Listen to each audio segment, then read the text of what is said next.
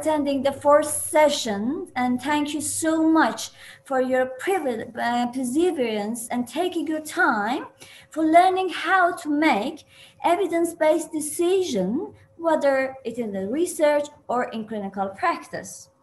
We found in the first session the importance in defining a clear question, and in the second session we found how to make a clear question. And in previous session that we had a good lecture from Professor Khami and Professor Shamshiri, we found that it was informed that how to search for evidence-based resources, how to search medical subject heading, mesh term, as you know it, to find a particular aspect of the subject, and your research query finds articles with the mesh heading. And today you will find how to critically appraise those articles and the information you have found. It's very important in different databases and different search engines. As you know, today's lecture is Professor Khami and Professor Shamshiri. Like the previous session, I would like to welcome today, welcome Professor Khami and welcome Professor Shamshiri for attending for this session and your lecture. And as you know, we'll have a live question and answer at the end. And also during the lecture, you can write your question in the chat box. At the end, it will be answered. Okay, Professor Khami, stage is yours, please. Thank you, Dr. Mutawassilian. In the name of God, the compassionate, the merciful. Okay, so this is our fourth session of this virtual evidence-based dentistry course. I would like to thank you all again for being participants of this course. I hope today we can proceed well and we can cover the topics that we want to do. First, I start with the title of types of epidemiologic studies, and then my dear colleague Dr. Shamshiri will continue. So still we have 2 minutes for to start our session, because we want to start at 2 o'clock in Tehran time. Now we have 18, 19 participants, and maybe after a while we will have some more. So before starting, I want to say that according to the spiral design that we have for this course, and the fact that we don't know the level of knowledge among participants, so in my first presentation, I will start from the very basic concepts of epidemiology, and then we will continue to more deep layers, and especially regarding systematic reviews and randomized controlled trials. We will have some more topics to be covered in our next sessions, because these 2 types of studies are really important in evidence-based approach.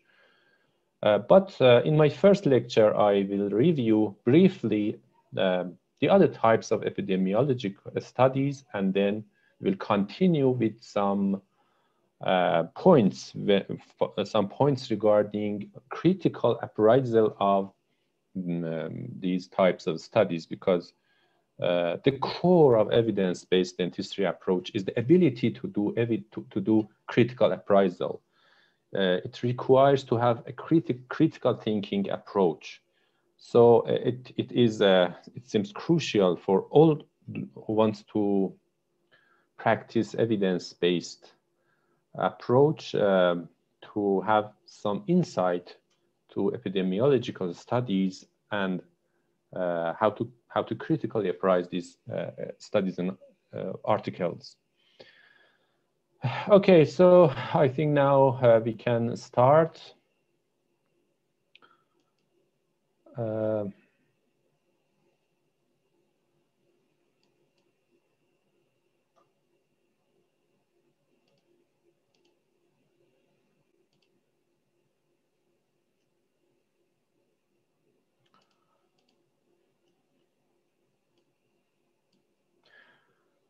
Okay, I hope you can see my slides, my presentation. Maybe, oh, I should, okay. Can you see? Do you have my presentation?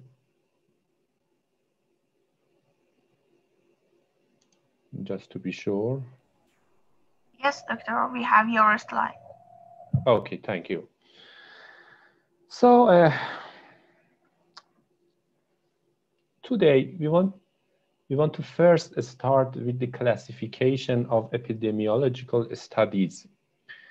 And in this presentation, I'll try to cover these topics: basis of epidemiology, definition of epidemiology, purposes of epidemiologic studies, types of epidemiologic studies, then something about descriptive epidemiology, and then regarding interventional studies. And at the end, we will take a look at the hierarchy of evidences. There is a sentence, a really important sentence, which is truly the basis of epidemiology.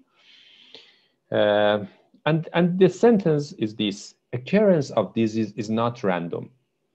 So this is the basis of epidemiology. All other things in the science and discipline of epidemiology is constructed around this base and around this core. So when the occurrence of disease is not random, this means that there are some factors that shaping and creating and developing and changing the occurrence of a disease, of disease in the community and in the people, and as well as in individuals. So these factors can be classified and can be categorized as who, when, where, why. So in epidemiology, we are trying to find the answer of these questions: who, when, where, and why. And of course, some other questions, but these are the main questions. In epidemiology, we try to find what is the risk, what are the risk factors, how they act, how much important is their role, why these risk factors have a role, where they apply and implement their roles, and when. Okay, so according to this core of epidemiology concept, then we can say that the epidemiology, as a part of public health science, is a study of distribution, determinants, and frequency of disease or health conditions in population. This can be considered, can be just as maybe a simple definition of epidemiology. So the goal of epidemiological sciences and epidemiology is to control health problems of populations. Again, if we have a public health orientation. And I want just to name my dear Professor Mira Vehkalahti from University of Helsinki. I learned these basic concepts in her presentation when I was a PhD student, and I learned a lot from her regarding these basic concepts of epidemiology. So what are the purposes of epidemiologic studies according to what we said? Now we can say that we are trying to describe distribution of disease, to describe demographic variation of disease, to detect factors related to disease, to describe distribution of determinants of the disease. And then sometimes we want to test hypotheses on causal relation of disease, causal relations of disease, and then to evaluate effect of intervention on disease. So we can say that epidemiology is the most important discipline from preventive point of view, because if we know and if we can describe these factors and these distributions and these variations, then we are able to have some tools, to have some interventions to prevent disease. And we can from preventive aspect, we can do an important job using epidemiology as a tool and as a means. So we have disease and then we have risk factors. Sometimes we call disease outcome and sometimes we call risk factor exposure. So exposure, disease, risk factor, disease, risk factor, outcome.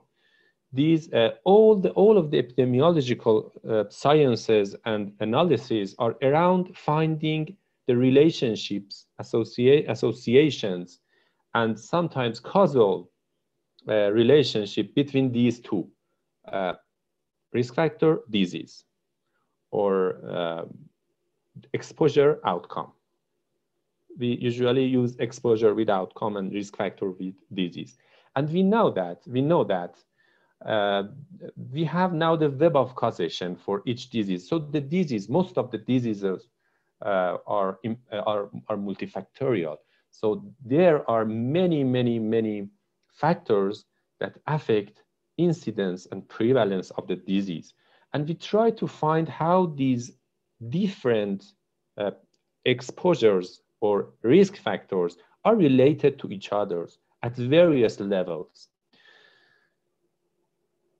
Then, if we come to the types and a kind of classification of epidemiologic studies, this is one classification, and I have another one in the next slide. So this shows that there are various classifications of epidemiologic studies.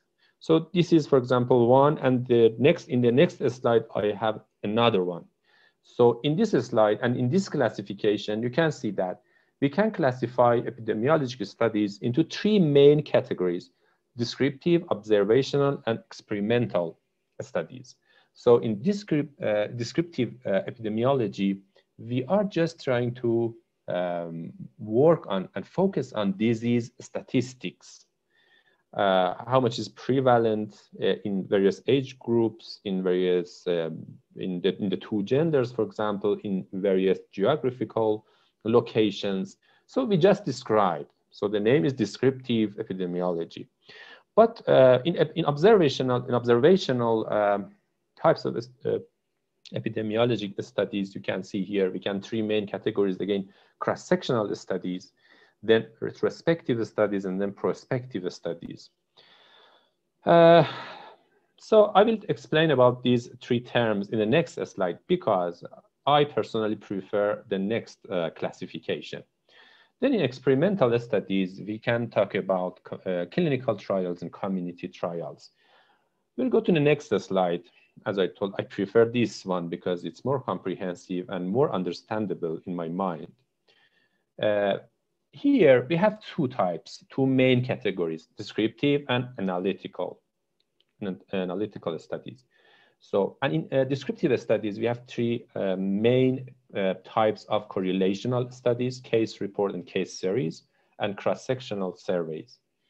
It is said that case report and case series, some people prefer not to call case report as a specific type of epidemiologic study, but just a type of article. But sometimes, and in some people believe in that we should name them as studies. So we have these three categories in descriptive epidemiology, and then in analytical studies, we have observational studies. So the analytical studies can be divided into two categories: observational and then interventional studies. And in the category of observational studies, now we have cross-sectional studies, case control studies, and cohort studies. You can see, and the cohort studies can be retrospective, or not just cohort studies, but in case control, in cohort studies. When I come to each of these studies, I will explain about these retrospective or prospective aspects. But just we can say that in cohort studies, we can have, we can use these two terms, but it is not a real retrospective. The real retrospective study is a case control study. I will explain about that. You can see here both cross-sectional surveys here and also here. This is because in cross-sectional studies, sometimes we just want to describe the phenomenon, the disease, the pattern, the condition. So it is just without any analysis. So it can be put here under the subheading of descriptive. But sometimes in cross-sectional studies, we also have some analysis. We do have some analysis in sometimes. So because of this, now you can see that cross-sectional studies can be categorized under both subheadings, both descriptive and analytical studies. And then interventional studies, we will talk more about this, specifically clinical trials in my second part of presentations today. Okay, so regarding descriptive epidemiology, it is useful in providing clues about disease causation and prevention that may be investigated further. So through descriptive, describing phenomenon and patterns and diseases, we will have some triggers in our mind, and then we can design another study to go deeply to the hypothesis that we have developed. They are useful in assessing health status in population. Sometimes just the statistics are important for us. We want to know, for example, how is coverage of, for example, dental services across the community. We need to have some statistics to know the coverage of our healthcare services, for example. So, and also sometimes regarding the health status of individuals in the community. These descriptive studies are also useful in allocating resources efficiently, because we all know that resources are scarce, and we should be able to allocate resources as efficiently as possible. So this descriptive epidemiology is useful also in allocating resources efficiently. Then another goal of these descriptive studies can be targeting population for preventive programs. When you have some picture of your community through doing a descriptive study, then you are able to target your population. You will know that which section, which part of your community is in need for prevention, for treatment, for various levels of treatments. And this is really helpful when you want to have some program planning regarding health issues and healthcare service programs. Then usually in descriptive epidemiology, we are talking about disease frequency or rate by demographic factors like age, gender, race. So it goes back to the question of who, or the place of residence, going back to the question of where, time of disease, it is regarding when, and the level of education, who, but in detail, and the level of income, for example, who in detail, and many other demographic variables and factors that according to the disease we are studying, we can include in our study. So, for example, the seasonal variation in disease frequency is an example of when questions. So the time scales can be from decades to days.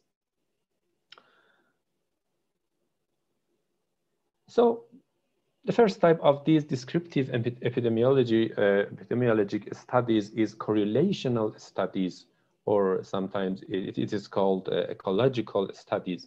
So in the correlational studies, the data sources are from entire population to compare disease frequencies, either in different groups at the same time or in the same population at different times. So you can see here two examples of these correlational studies. They are sometimes can provide good insights into the pattern of the disease and risk factors in the community. You can see two examples: per capita use of sugar in various countries vs mean DMFT of 12-year-olds.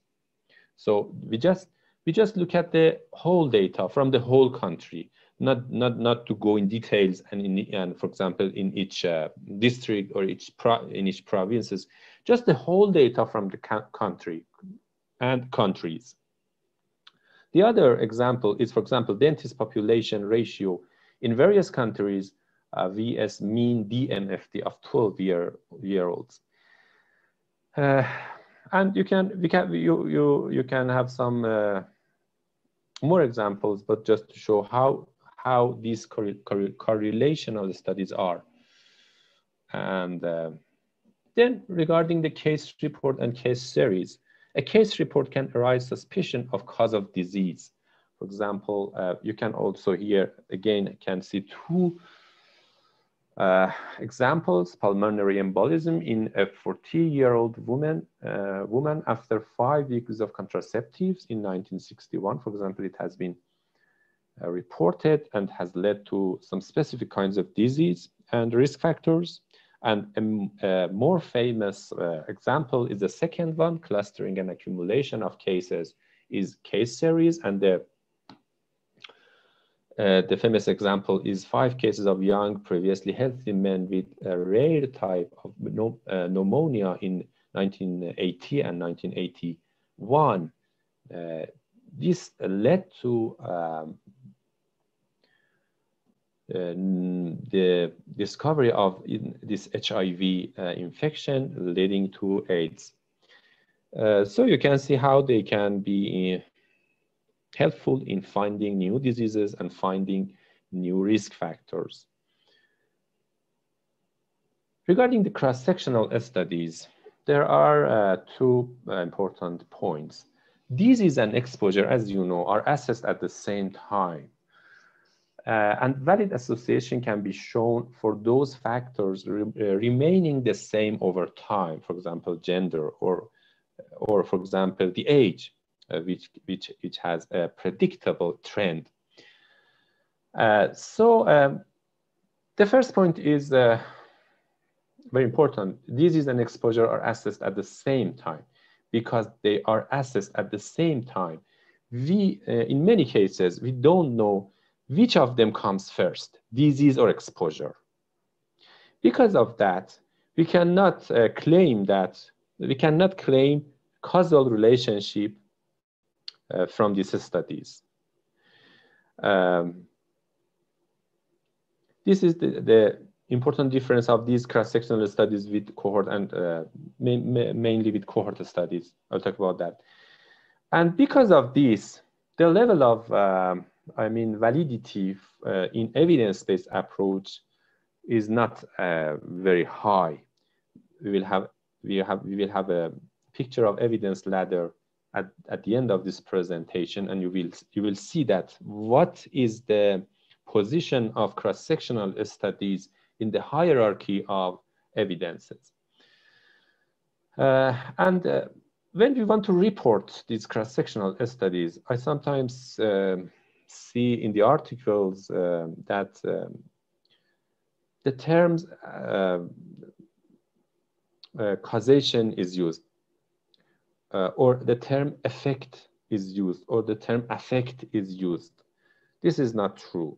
We just can use the terms of association and relations when we are reporting the results of a cross-sectional studies. So we cannot say that according to cross-sectional studies that this risk factor had affected or had some effects on the disease, because we don't know which of the disease or exposure comes first, because we are assessing them at the same time. But we can say that this disease was this risk factor was in association with this disease. Okay. Then regarding case control studies, there are certain differences between case control studies and cohort studies. In the case control studies, the disease is the starting point of the observation. So we have 2 groups, group of cases and group of controls. The group of cases are diseased individuals. So in the cases group, diseased individuals are enrolled. But in the control, we have non-diseased. So the categorization and classification is based on the presence or disease, not the exposure. This is the difference with cohort studies. So based on this, so we have two groups, and then we go back to in the time to see, for example, in the case group, how many of individuals in the case group, they had some risk factors, specific risk factors previously. And how many individuals in control groups did have that risk factor previously. And then we will do our analysis and make some conclusions. This type of study, it is we can call it retrospective. Why we can call it retrospective? Because we go back to the time. We go back in the time to know how was the risk factors, okay? But and so these kind of studies, I mean, this kind of observational studies, which is case controls, is good for rare disease and common exposures. And of course, there are some problems, for example, with these studies. For example, when we go back to the time, we always have the problem of recalling information or getting information from, for example, previous records and files. Sometimes they are not complete, so we cannot have the whole picture that we want. So these are the problems when we go back to in the time. But in the cohort studies, in the next slide, I will show you these problems are less.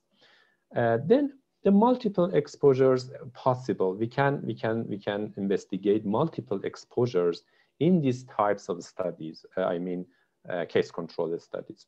And then regarding cohort studies. Regarding cohort studies, as I told you, in cohort studies, we have two designs of retrospective and prospective studies. The retrospective cohort studies sometimes are called historical cohort studies. So if you hear historical cohort study, it is in fact retrospective cohort study. So the point is that in cohort study, we go to the future. The direction is to the future. The direction regarding time is to the future in both retrospective and prospective. But the starting point in retrospective cohort is in the past, but in prospective cohorts is in the present. But the direction is the same. So in retrospective cohorts, we come from a point in the past. We come to the present. And in prospective cohort studies, we start from now at present, and we go to the future, okay? So the difference with case control studies is that here, exposure is the starting point for subjects' enrollment to a study. So we classify, and we have two groups here, for example, or sometimes more than two groups. But the difference between these groups is just the exposure. So in all other, we try to have cohort studies like this, that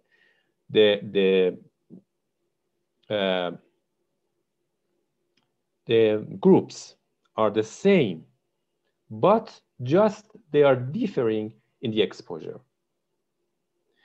The exposure is the starting point for subjects' enrollment to a study. So you can now understand why cohort studies can provide us with more valid and more valuable information and knowledge. Because we start, for example, in prospective cohort, we start from here and we follow our subjects, and we see and we observe what happens to them in the future. But for example, in case control studies, as I told you, the starting point is we go to past. So it cannot provide valuable information like cohort studies. So in the evidence ladder, cohort studies position is below. Case control studies position is below cohort studies. And these cohort studies are good for common diseases and rare exposures. You can see if we just going back to the previous slide, the case control studies was good for rare disease and common exposures, and the difference and the enrollment was based on disease. And here it is for cohort studies is for common diseases and rare exposures, and the starting point is from exposure. So we will have 2 or more groups and then investigate the future change in the pattern of the disease in these various groups, which are different just in exposures. Then a couple of words about interventional studies. We have experimental clinical trials. So clinical trials are in this category.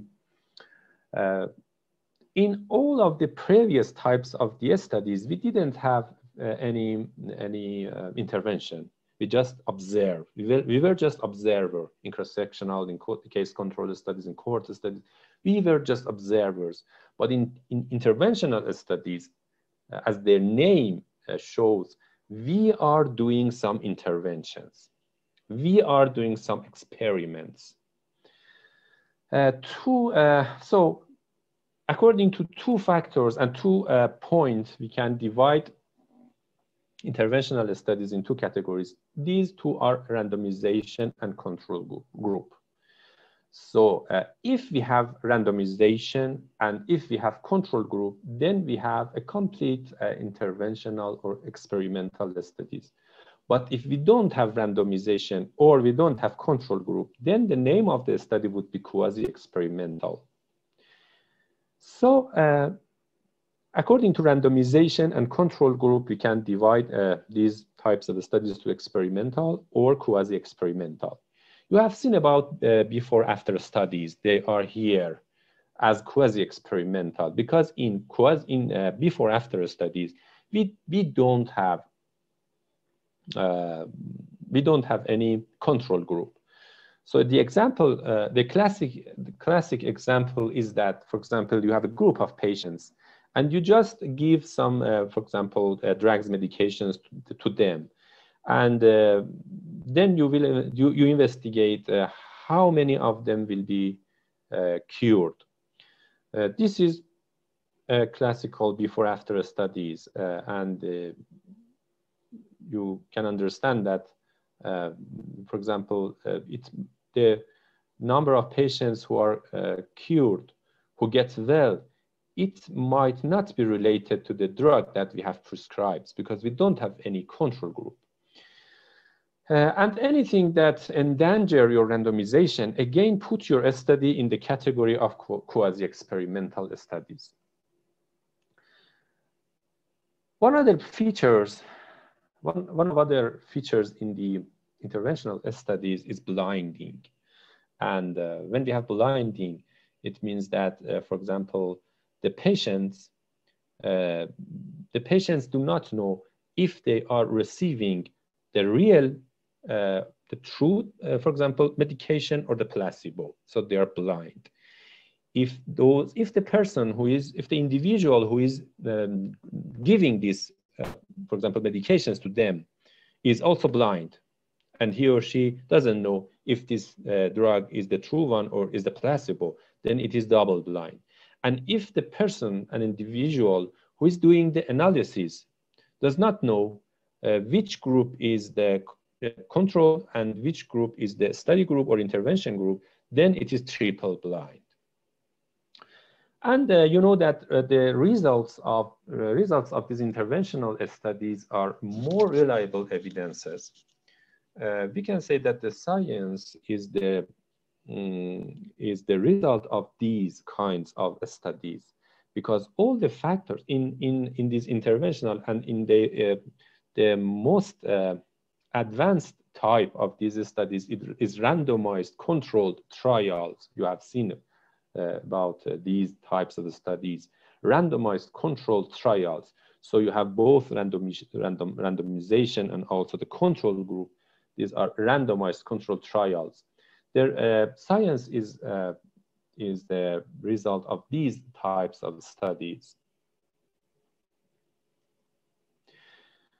So at the end of this presentation, just taking a look at the evidence ladder or the evidence hierarchy. We will talk about systematic reviews. Systematic reviews are in the top of evidence hierarchy. The reviews are not original studies, but they are reviews, and the systematic review, because of its a specific design, so it is in the top level of hierarchy of evidences. It provides the high and the most valid evidences. So a well-done systematic review of 2 or more randomized controlled trials is in the top. Then we come to a randomized controlled trial in the second step. But we know that both of these types of studies are expensive, time-consuming, and difficult to run.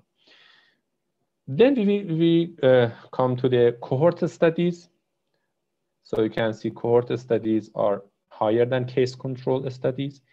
And a dramatic uncontrolled experiment, although it is experiment, an intervention, but it is lower than case control studies, which is just an observational study. And then we come to reports of expert committees and opinions of respected authorities. And then we come to this, someone once told me. And unfortunately, the majority of today's clinical practice is based on the last 3 types of studies, these 3 types of studies. Here we have a more detailed evidence ladder. And you can see again, high quality systematic reviews are in the top. Then we come to large randomized trials with clear-cut results, certain results. Then we come to small randomized trials with uncertain results. For example, positive trends without statistical significance. Then we come to non-randomized trials with contemporary controls. So although they are non-randomized, but they have controls in the study contemporarily. And then we have non-randomized trials with historical controls, not at the same time. So the control group is not investigated at the same time as the intervention group. These are historical controls. Then we'll come to cohort studies, then case control studies, then dramatic results from uncontrolled studies. For example, an example is the treatment of infection with penicillin in the 1940s. Then case series and other descriptive studies, they are here. And report of expert committees and opinions of respected authorities.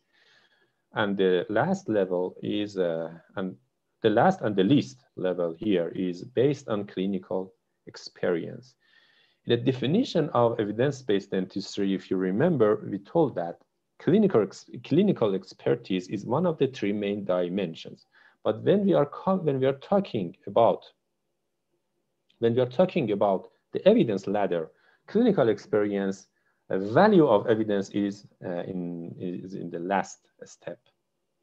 Okay, so thank you for listening to this my presentation. It was just a brief overview of epidemiological studies. All of these types of studies, they have many stories, they have many things, they have many important points, they have many details if you want to cover, but we cannot cover all of them in our course, but just to have some insight to the epidemiological studies. Thank you very much. Dr. Mutawassilian. Thank you, Professor Khami, for your absolutely great presentation. It was full of information. I have many questions, but first I want to ask you to kindly answer one of the questions of our participant.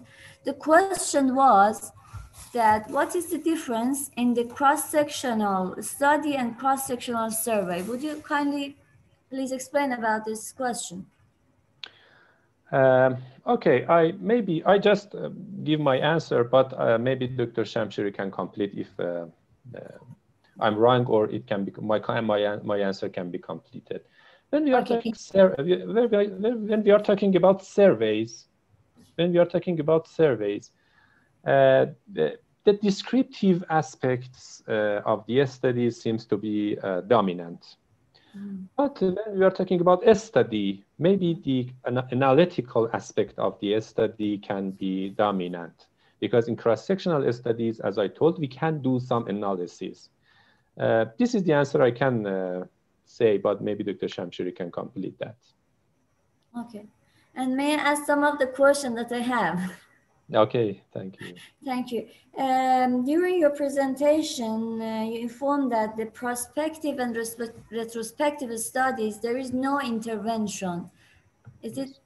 There is no intervention, but we do something in order to follow the patient, for example, in the future time, or look at the experiment in the previous time. So at least some intervention existed before, or will be existed.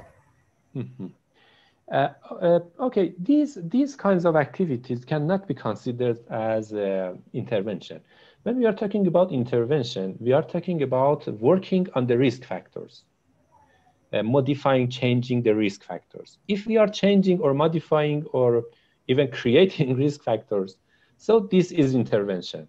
But just observing and following the, for example, the cases, this is not intervention, because we are doing nothing about the risk factors. We are just observe. We do not change it. Sorry, I have a question. For example, we give a medication for patients. We follow the patient the long term. Or this medication has been given to patient previously, and we know we evaluate the records of the patient that was happening to them. So we did some intervention. We gave the patients the medication. Is it prospective or retrospective? Can be called?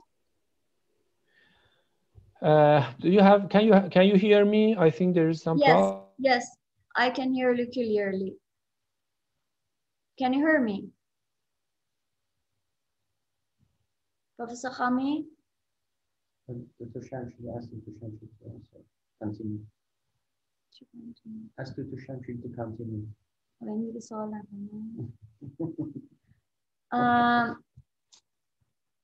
Okay, guys, can you hear us?